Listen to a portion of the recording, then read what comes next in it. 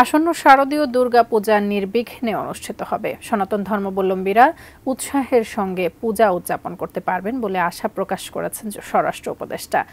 পূজা দেখতে সীমান্তবর্তী এলাকার মানুষদের ভারতে যাওয়া নিরুৎসাহিত করেছেন তিনি। আর ধর্ম উপদেষ্টা হুঁশিয়ারি দিয়েছেন, পূজায় কেউ বিশৃঙ্খলা সৃষ্টির চেষ্টা করলে কঠোর ব্যবস্থা নেওয়া হবে।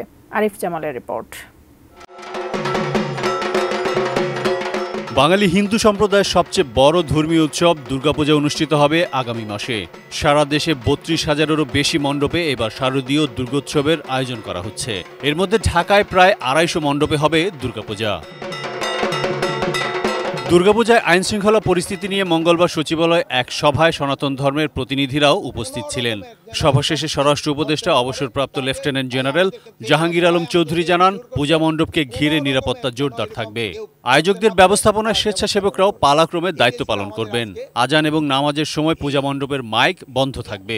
আজান ও নামাজের সময় যেন কোনো বাদ্যযন্ত্র বা মাইকের ব্যবহার নিয়ন্ত্রণ রাখা মাইক সেই সময় বন্ধই রাখতে হবে।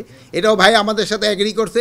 আজানের কমের পক্ষে ৫ মিনিট আগেই এই ধরনের কার্যকলাপ বন্ধ রাখতে হবে এবং নামাজ শেষ হওয়া পর্যন্ত এই ধরনের কার্যকলাপ বন্ধ রাখতে হবে। অনেক সময় দেখা যায় যে একটা বাদ্যযন্ত্র রেখে দিল, আজান হইতেছে, হয়তো ওই যান্ত্রিক গ্রহণে নাই বা অন্য জনে এসে একটা শুরু করে দিল।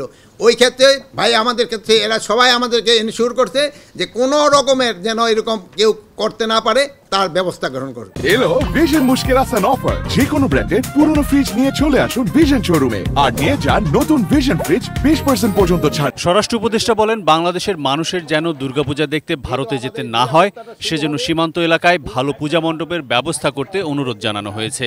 পূজার সময় কিন্তু এখানে আরেকটা সমস্যা দেখা যায়, যেহেতু আমাদের যাওয়া আসা করে, মানে এই পারের লোক ও পারে পূজা দেখতে যায়, ওই পারের লোক এই পারে পূজা দেখতে আসে।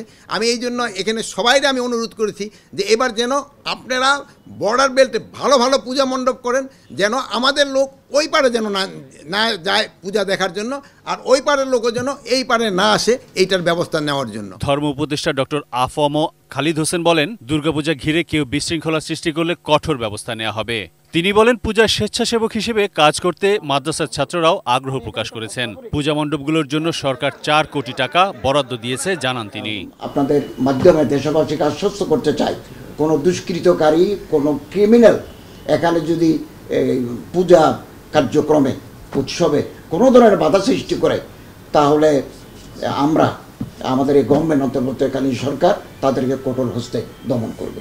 ব্রিফিংয়ে বাংলাদেশ পূজা উদযাপন পরিষদের প্রতিনিধিরা বিগত সময় বিভিন্ন পূজা মণ্ডপে হামলা ও ভাঙচুরের ঘটনার বিচার দাবি করেন। অতীতে যত ঘটনা ঘটেছে আমরা বারবার বলেছি, কোনো ঘটনার বিচার গত 53 বছরে আমরা পাইনি। Arif Jamal, ATN news, Dhaka. আলোচনা করেছি।